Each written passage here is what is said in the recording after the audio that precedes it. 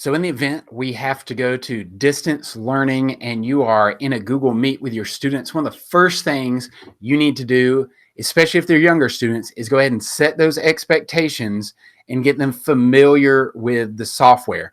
So I'm going to share this slide presentation with you. You can click on the link down here and grab this for yourself. And this can just be some fun practice.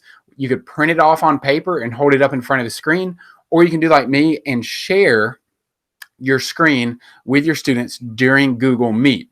So we're going to practice together muting and unmuting the microphone, turning our camera on and off. We're going to talk about the leave the meeting button, and we're going to show our students how to pin our video to their screen so that we're the face that they're looking at and their direction is toward us during our Google Meet. So we would open this up and we would tell the class, I want everyone to find this button and I want you to click it so it turns red. You would flip to the next slide, and so everyone would mute their microphone. And then we would talk about everyone unmute your microphone, so click it again and turn it white. And we're going to cycle through this process.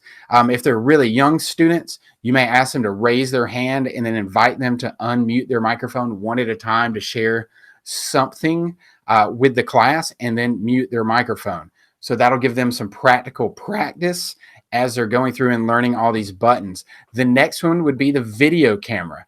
So if your internet connection is bad at your house, you'll get a better video conference experience if you turn off your camera. So we can practice turning on and off our camera as well by finding that button in the bottom of the Google Meet screen and turning our camera on and off.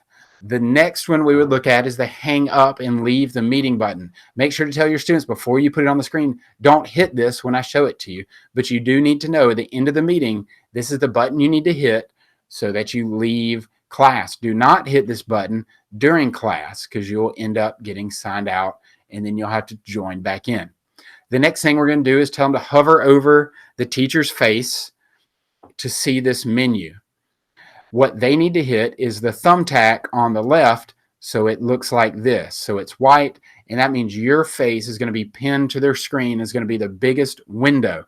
If you're sharing your screen like me, they'll need to hover over the presentation screen and click the thumbtack again to make the presentation, your screen sharing, the largest thing on their screen.